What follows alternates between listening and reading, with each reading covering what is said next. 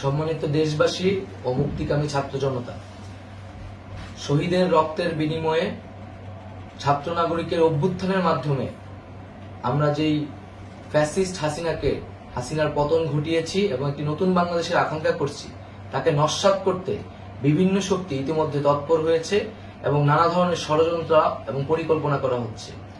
আমরা মুক্তিকামী ছাত্র জনতার পক্ষ থেকে স্পষ্টভাবে বলতে চাচ্ছি যে এই বাংলাদেশকে ফ্যাসিবাদী রেজিম থেকে মুক্ত করার জন্য এবং একটি নতুন বাংলাদেশ, জনগণের বাংলাদেশ প্রতিষ্ঠার জন্য সকল ধরনের ষড়যন্ত্রকে নস্যাৎ করার জন্য, প্রতিহত করার জন্য বাংলাদেশের ছাত্র জনতা কিন্তু সদা প্রস্তুত রয়েছে।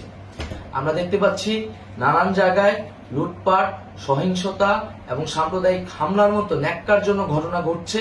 আমরা এর তীব্র নিন্দা জানাচ্ছি এবং আমরা মুক্তিকামী ছাত্র জনতার প্রতি আহ্বান জানাচ্ছি যে এই ধরনের ঘটনাকে প্রতিহত করার জন্য আমাদেরকে প্রস্তুত থাকতে হবে, আমাদেরকে দায়িত্ব নিতে হবে।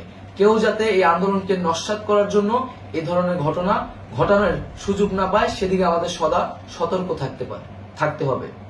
আমরা আরো দেখতে পাচ্ছি যে রাষ্ট্রপতি গতকাল বলেছিলেন যে অনতিবিলম্বে তিনি জাতীয় সংসদ বিলুপ্ত করবেন, কিন্তু আমরা এখনো দেখছি যে একটি অভ্যুত্থানের পরেও এই ফ্যাসিস্ট হাসিনার জাতীয় সংসদ রয়ে গেছে।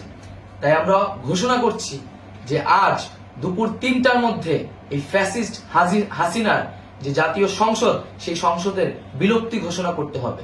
যদি আজ বিকাল ৩টার মধ্যে এই জাতীয় সংসদের বিলুপ্তির ঘোষণা না আসে, তবে আমরা কঠোর কর্মসূচি দিতে বাধ্য থাকব।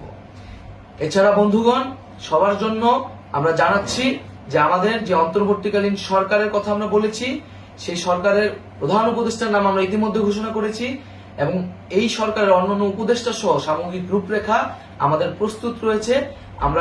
আমরা খুব শীঘ্রই সেই রূপরেখাটি জাতির সামনে উপস্থাপন করব।